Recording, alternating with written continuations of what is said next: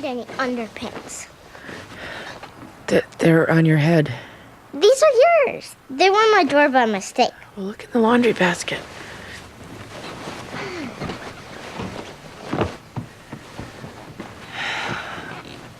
Lawrence said you were awake. I was writing an opinion till 3 a.m. Well, Lauren told me you were awake. I took a personal day, so yes, naturally I got up early to do yoga and write my autobiography. No need to be sarcastic. I just want to remind you about the Royal Conservancy garden tour. Hello. Jillian, good morning. Oh, no, I'm up and dressed, ready to face the day. I find it disquieting to lie in bed and vegetate. I was up very late last night. No one's listening to me. No, Jillian, I can't think of a reason not to have lunch. Perhaps Amy will join us.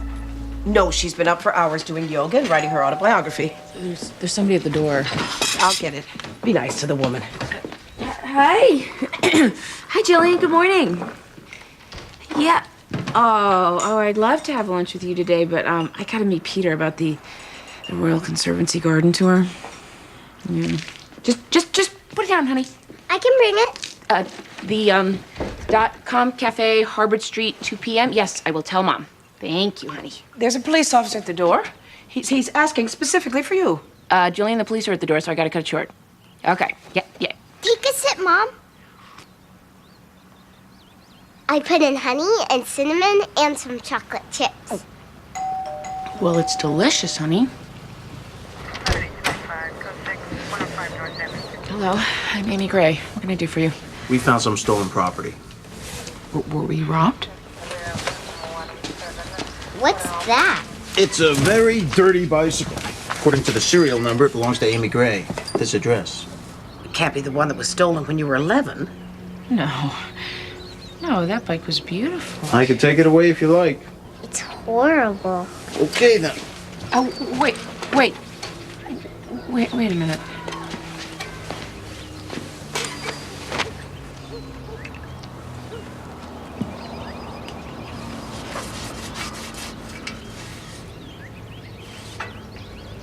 It is my bicycle.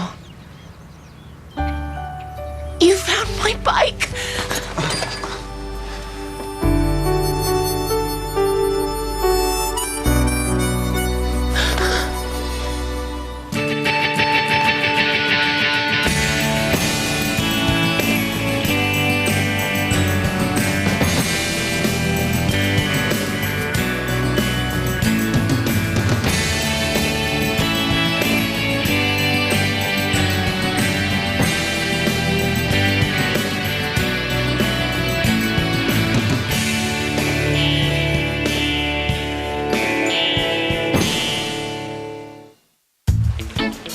Is this or is this not supposed to be the sports section? Yes, it is. So why is swimming on the front? Vincent. Swimming is not a sport. It's a stage of evolution. Vincent! What? Where are the Cocoa Crunchies?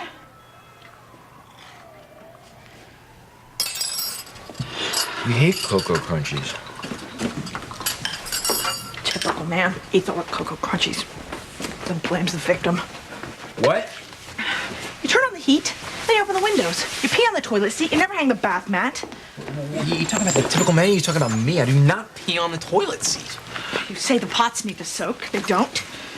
You just leave them in the sink for me to wash. And quit reading sports to Ariadne. Sports are just channeled male aggression. If there's something that we need to work out, then you sit down and we'll talk about it. Don't use that tone with me. What tone? The she's hysterical, he's reasonable tone. What is the matter with you? Question is, what's the matter with you?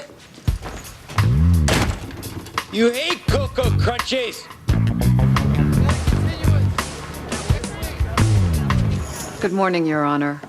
The people will show that 15-year-old Barry Gilmore, who goes by the name of Romeo, is guilty of manslaughter in the death of 17-year-old Juliet Bernard. In short, he seduced a lonely and impressionable girl into a mutual suicide pact, which turned out not to be mutual. Mr. Erskine? Juliet Bernard did commit suicide, Your Honor, but there is no way my client can be held legally responsible simply because he did not follow suit. Ms. Ryan, what do you mean when you say Barry goes by the name of Romeo? Well, as you can see, Judge Gray, Mr. Gilmore is a goth. Goth is an adolescent subculture characterized by an unhealthy fascination with vampires, the occult, dirge-like music, morbid romanticism, and death. Romeo is what the other goths call Mr. Gilmore. And was Juliet a goth as well? Oh, definitely, Your Honor. Only after Barry Gilmore made her that way. Mr. Gilmore, do you have anything to add before we begin? Only that your system's corrupt, and it's meaningless, and you have no real power over me. Please stand when you address the judge. Why? As a mark of respect. Well, why should I respect her? Because I have power over your life. You're an intelligent young man, and that's just a fact that you're going to have to accept.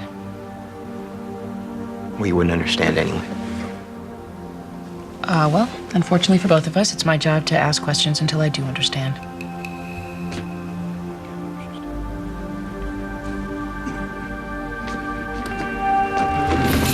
What Juliet Bernard did, she did because she felt impelled by circumstance, because they tried to force us apart. What Juliet did is beautiful. Death is beautiful.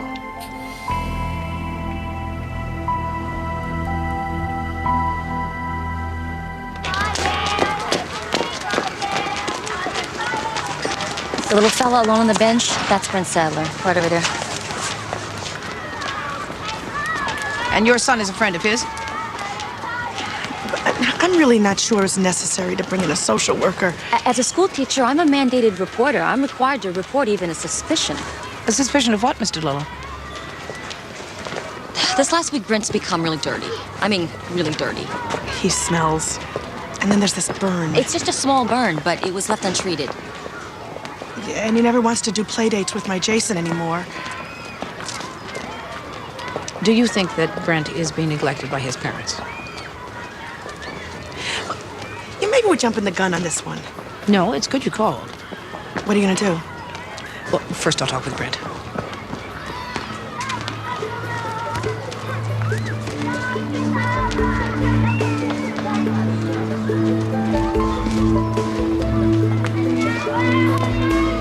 Water up.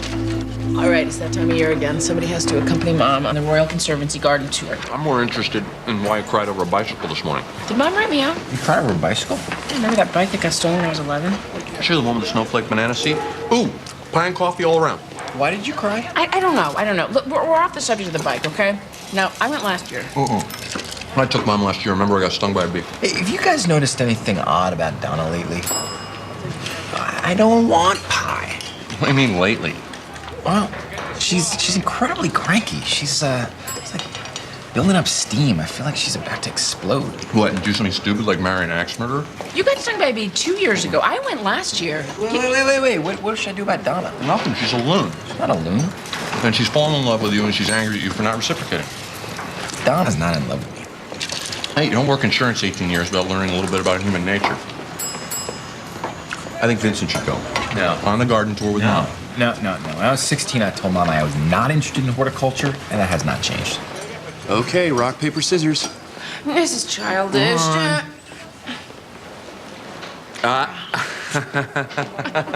Garden tour. This is incredible pie.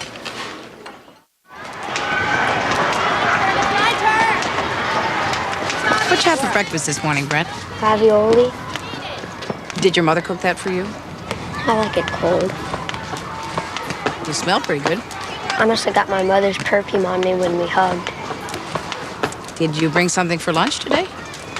Ravioli. May I see?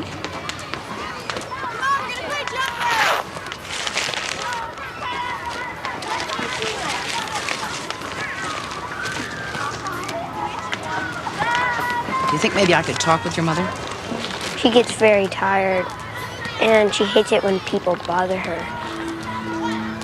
If you have a message for her, maybe you can give it to me.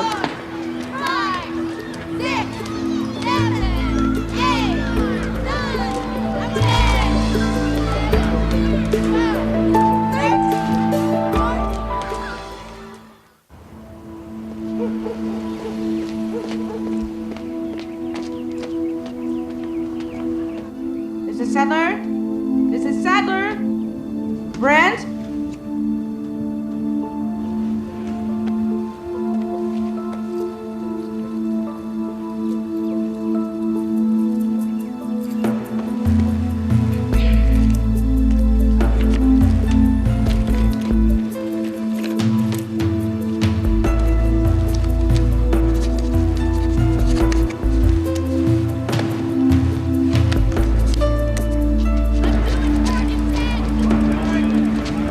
I completed my graduate degree in abnormal psychology at Brown University.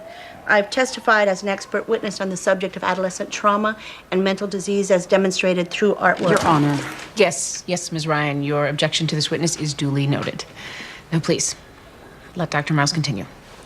An artist's state of mind and mental development are reflected in his or her work. What does your analysis tell you in this case? May I? Since Juliet Bernard and Barry Gilmore met in art class and indeed shared the same influences, I was able to examine quite a large range of their work. For example, in this piece, you can see indications of a deteriorating ego and disassociation from reality. Your Honor, I can see no such thing. Dr. Miles, can you please be more specific? Fragmented, tortuous figures, chaotic composition, dark motifs, recurring, swirling images of confusion, anguish, and despair, a lack of focus and organization. In my opinion, this artist displays all the hallmarks of suicidal tendencies. So Barry Gilmore was depressed? Oh, I'm sorry, Judge. This wasn't done by Barry Gilmore. This is Juliet Bernard's work. Doctor, are you able to gauge with any degree of accuracy just how sexually experienced the young artist might be? Well, in my opinion, this artist was sexually sophisticated. And what about Barry Gilmore? Well, conversely, this is the work of an optimistic and energetic artist. Your Honor, there are monsters, and there's darkness all over his painting, too. Yes, the subject matter is undoubtedly immature. But see here, there's a cohesive, heroic figure fighting back the darkness. Well, the artist wants to be nihilistic, but just can't pull it off. This is the work of an impressionable, intelligent, sensitive, sexually naive boy. Your Honor, Ms. these Ryan. claims are... No, I agree with her. This is good. Bull. You can't tell a thing about me just by looking at some stupid paintings. What? Take them down. Take them down. Art. She's gonna tell me what my art means? Get off me. Get those out of here. Put them down. Your Honor. Why? Just.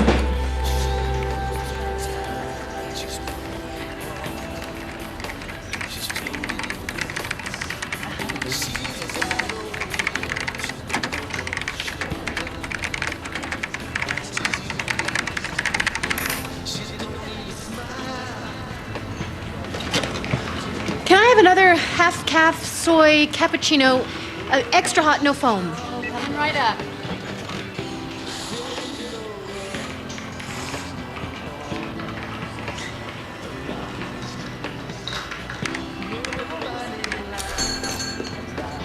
Jillian, I'm late. I hope you ate something without me. Oh, no, just coffee. Oh, I'm sorry. Something came up. Well, I'm not going to bore you with that. Who are you chatting with? What? Oh, no, I'm here alone. There's no one else. I mean, as you can see, I'm alone. I met on the internet, Jillian. Could I have just some normal coffee, with no soys or nons or... Someone I met in the Brief Parents chat room. Ah. It's been very helpful hearing how other people deal with the pain of losing a child. You considered perhaps joining a group with live people in it? I was thinking of meeting one or two of the people in the chat room in person.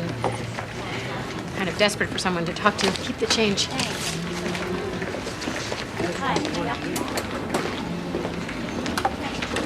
Do you mind if I ask how bad things are between you and Peter? I'm sorry. I'm not sure I can discuss this with you, Maxine. Somehow I feel that by criticizing Peter, I'm criticizing you. Well, I assure you we are completely separate human beings. You raised him, you made him. I know what Peter's like. I know he has trouble with strong emotion, and I know that because he's just like his father. And it used to make me want to scream. But underneath, it's a very good heart. This is the first real conversation I've had in weeks. Except for my friends in the chat room.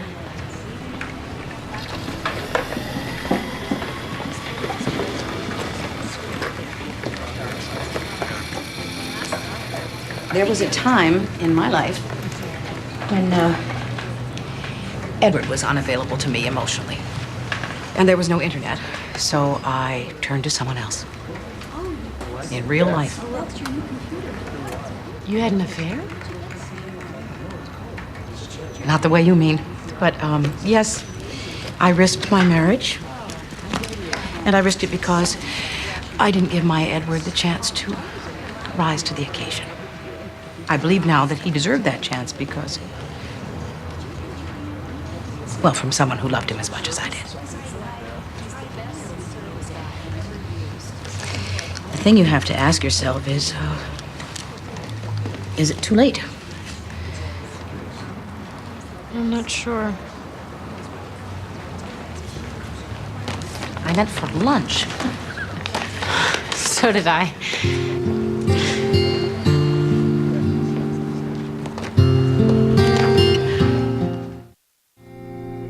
I had these plastic things that went here and here. They were neon colored, green and blue and yellow and orange.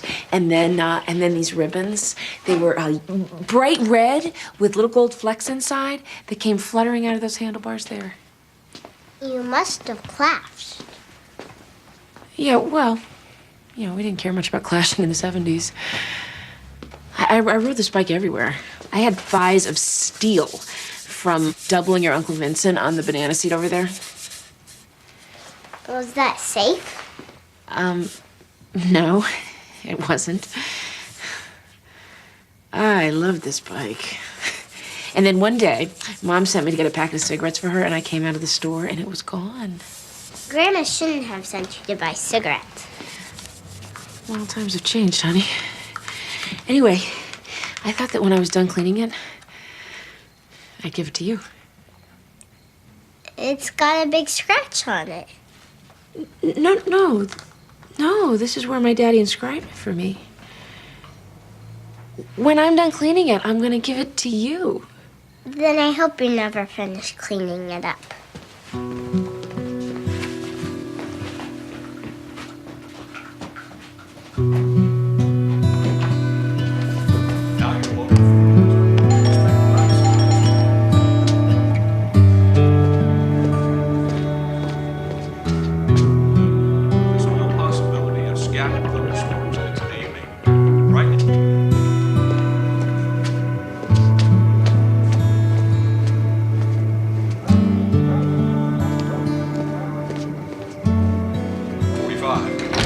Well, we've had unseasonably cool weather on the Pacific coast, but it looks Mrs. like Sadler! Let's move now from the west coast and see what's happening back in this days. Right now, there's a high-pressure system moving in from Oklahoma and Texas, settling into the southeast part of the country that will bring with it temperatures in the mid-70s and 80s. This front will be Mrs. Sadler?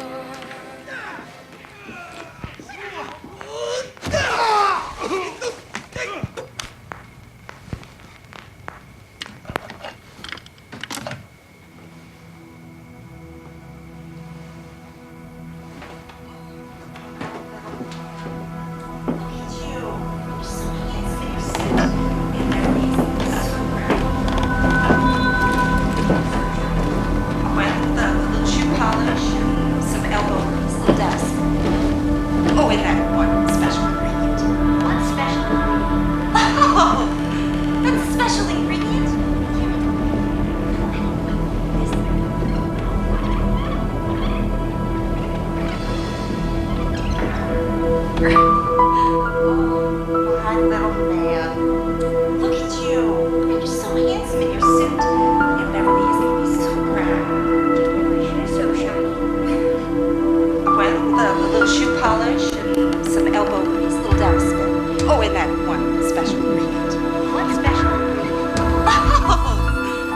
special ingredient? Here.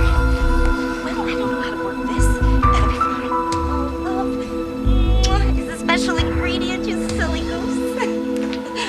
Oh, my silly goose.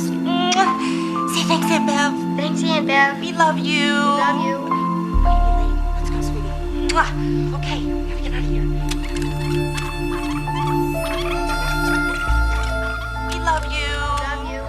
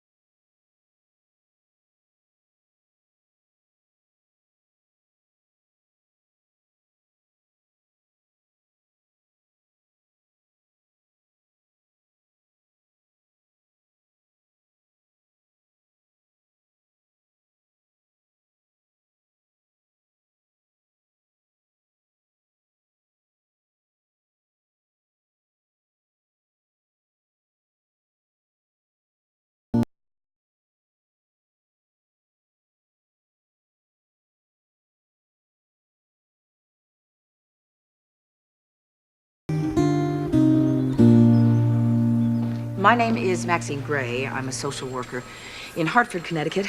It's imperative that I contact a Mr. George Jowett as soon as possible.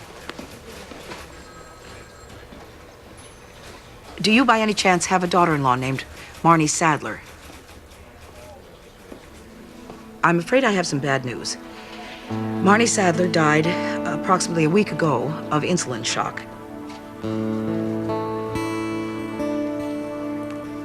Mr. Jowett, I'm glad you asked me that, because it's Brent I'm calling you about. Yes, he is.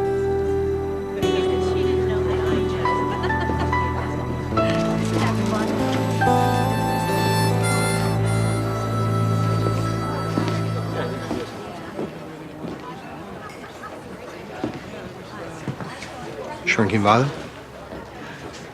Are you Dave? Yeah. It's nice to finally meet you in person, Jillian. Yes, you too.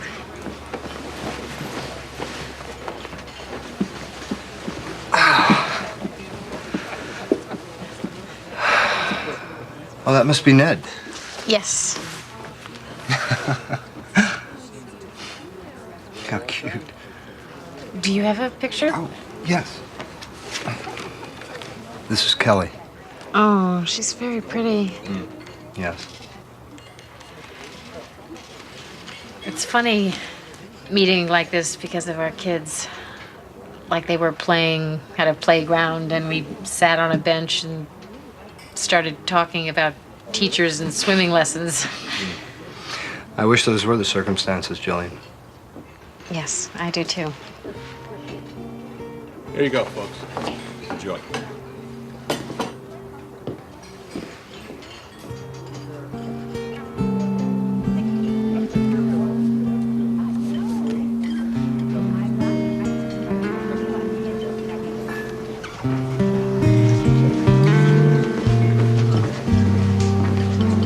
You can pick us a seat.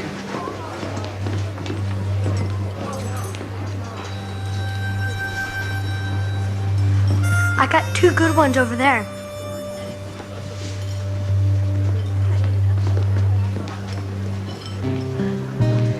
Pick a good spot to sit. Perfect. Couldn't be better.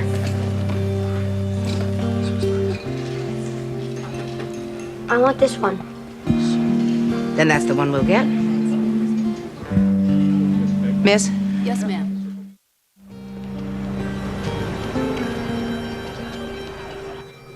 Barry, did you turn Juliet into a goth? Juliet always had a goth soul. I just showed her how to dye her hair black. How did the issue of a suicide pact arise between you? Mr. and Mrs. Bernard totally freaked out one night when Juliet didn't come home. When they found out she was with me, they decided we shouldn't be together anymore. You were lovers? We were everything to each other. You felt separation was unbearable?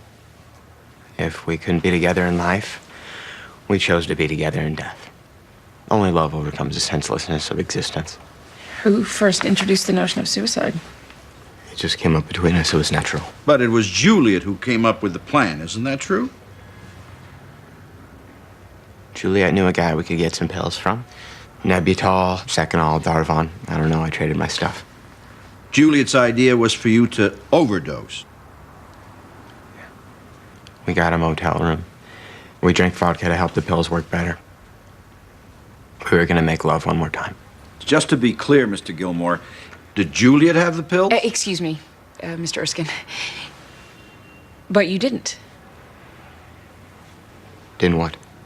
You said you were going to make love one more time. That suggests you didn't. No, I didn't. Why not? Maybe we didn't feel like it. I find that odd.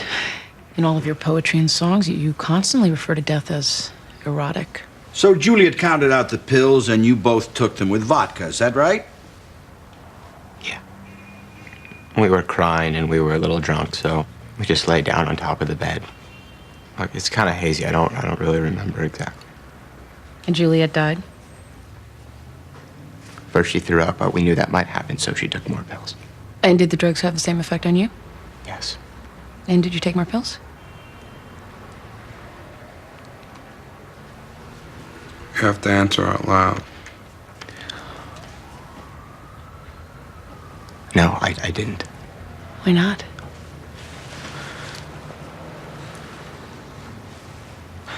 I don't think it hurt her. I don't think it hurt her at all. Barry, I need to know why you didn't take more pills. Maybe I thought I'd taken enough to die. But you didn't. You intended to go through with it when you went into that motel room. Your Honor. You shroud yourself in black. You paint your face white like a corpse. You wear skulls and crosses and tombstones. Please, Judge. Why didn't you keep your promise to die?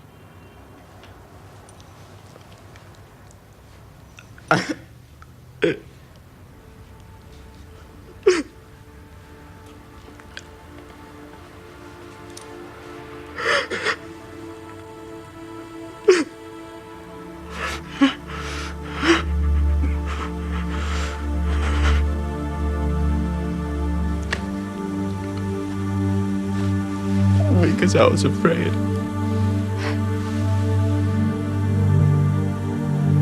I was afraid to die. And all my talk about death, and all my poems, and all my songs are so completely two-faced.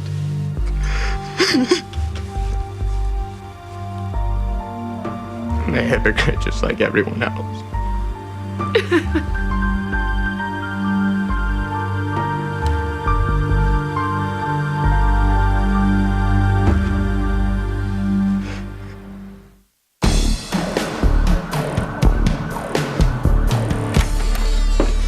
To cut a deal. I beg your pardon? Barry Gilmore can plead to any number of more minor charges. Attempted suicide, possession of narcotics, underage drinking, hell, throwing truancy, I don't care. He pleads to any one of those, I find him guilty, and put that kid into counseling before the end of the day. Well, obviously, I'd prefer you find him guilty of manslaughter in order counseling. Yeah, that's right. And I realize that you like to boost your felony conviction rate, but that confused boy in there did not cause the death of Juliet Bernard. I resent your implication. I'm sorry I hurt your feelings. Your Honor, if you're going to find Barry non-culpable in Juliet Bernard's death, why should I advise him to plead out? To save his life, Mr. Erskine. You are out of bounds, Judge Gray. He didn't make love to her. What has that got to do with it? If he were a sexual sociopath, he would have had sex with her before she died. It is obvious to me that Juliet Bernard was a sexually sophisticated young woman. She was 2 years older. She knew where to get drugs. She was depressed. And we were all fooled by the makeup and the black clothing and the attitude into thinking that Barry Gilmore was the one who was death obsessed. But Barry didn't want to die. He was afraid. He didn't chug vodka and nail his girlfriend and wave goodbye to the world. Once Juliet was gone, his resolve failed. And sometimes they try again. Who tries what exactly, Judge Gray? Suicide pacts that go wrong. If we find him culpable in her death, it will only increase his sense of guilt and shame. And I don't know about you, but I don't want any part of helping that boy to try suicide again.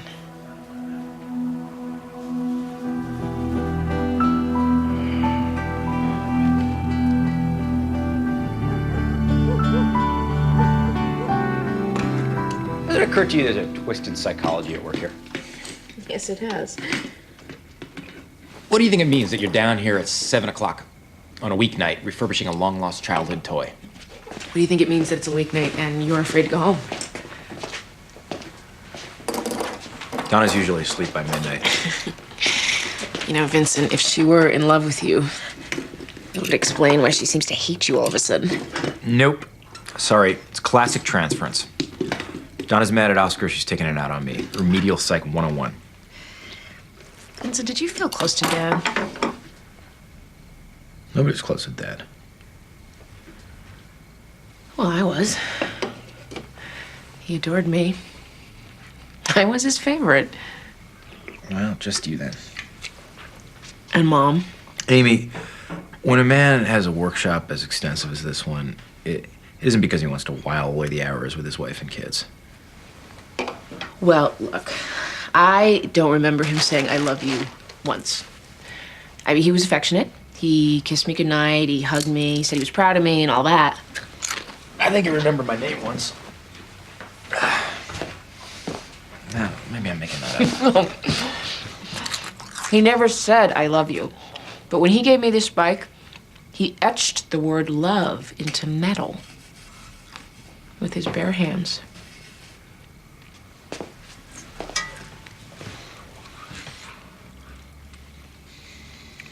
It must make you feel pretty good then. Him doing something so out of character.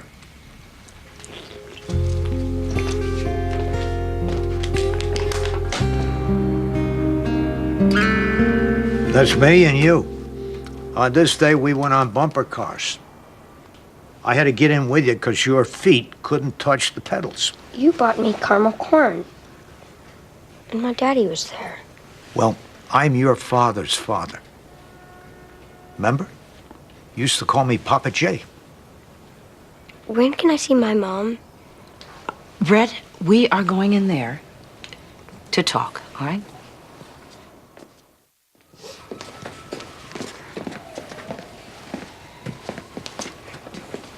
Hasn't anyone told the boy his mother is dead? He knows, Mr. Jowett. He just needs to feel safe before he can admit it. He slept beside his mother for a week, dousing her body with perfume, waiting for her to wake up. Mr. Jowett, I need to know why you've had so little contact with your grandson. My son and Marnie had a contentious divorce and a pretty bad custody battle. In my opinion, they both behaved shamefully. I tried to get Marnie to let me come into her life, but she blamed me for the man my son turned out to be. I understand that, but she was wrong.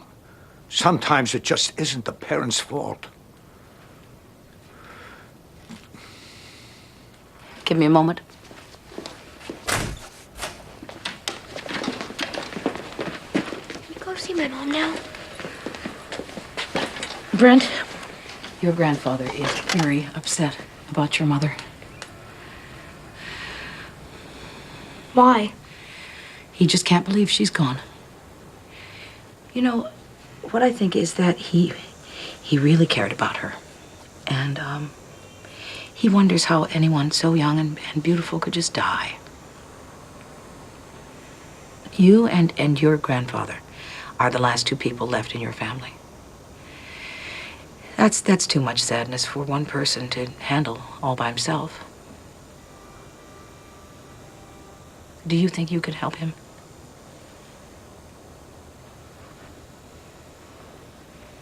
I'm just a kid.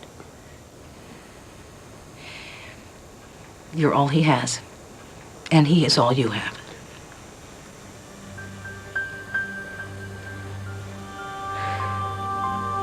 Do you think my mom's with my dad? Do you think they're together? Yes, I do, Brent.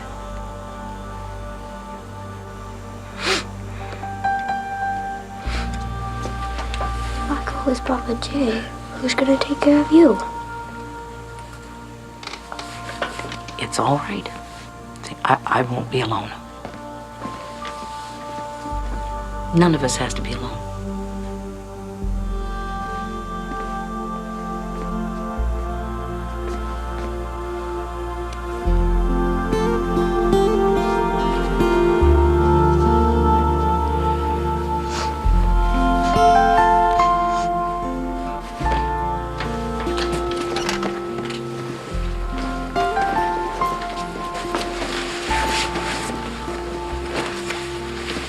My daddy can skip a rock 10 times. Well, I don't like to brag, but I'm the one who taught him that. You did? Yes, sir.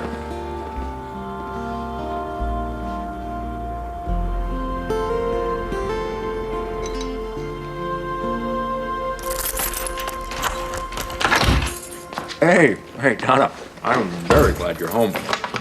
I got something for you.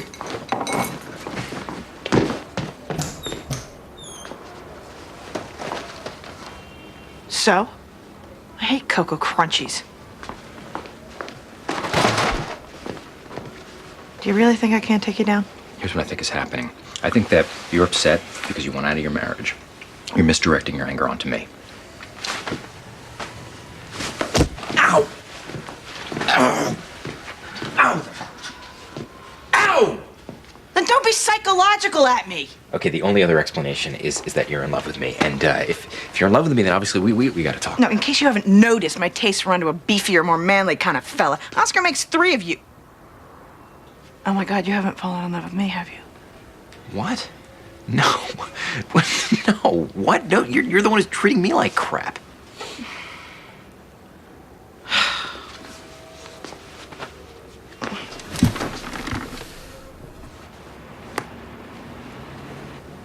Okay.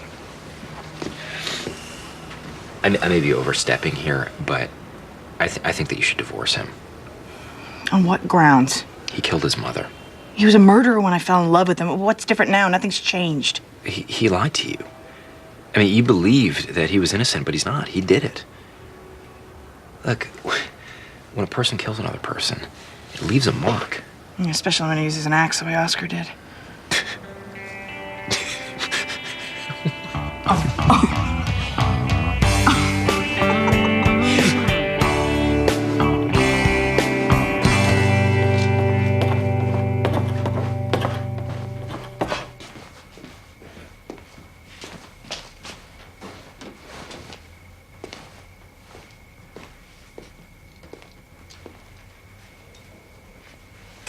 I know it was you. Oh, well, who else would it be doing laundry at this time of the night?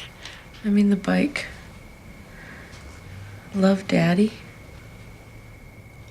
Your father loved you very much. Then why did you have to write it? Oh, Amy. He listened to you describe what you wanted. He ordered it especially, and he put it together right here. Took him forever. Man was all thumbs. And by the time he was done, he thought the bicycle said it all. He put it together himself. Word of God. But you were always an emotionally needy child. You never could get enough of your father. So I helped the 2 of you out a little. Now, I'm sure you're going to say that I've thrown your entire relationship with your father into doubt. You're a very good mother.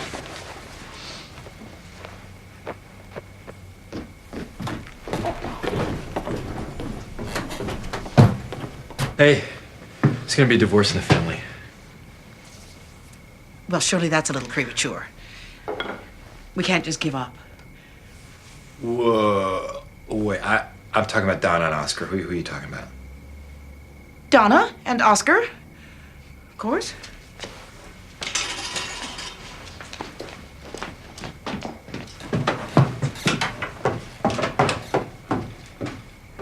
So Donna's divorcing Oscar? Yeah, huh? Hey, help me take this bag upstairs. I married them. They were my first couple. Listen, Donna doesn't really have enough money for a lawyer, so I'm gonna make you a deal. You help Donna find some pro bono legal advice, and I'll take Mom on that Conservancy Garden Royal torture thing. That's all right. I'll do both. Why? I'd like to spend the day alone with Mom. Why? Hey, let's both go riding on my bike. No, you're on your own. Yeah, come on. I'll double you like the old days. Double me? You scare me to death. Oh, come on, chicken. Chicken.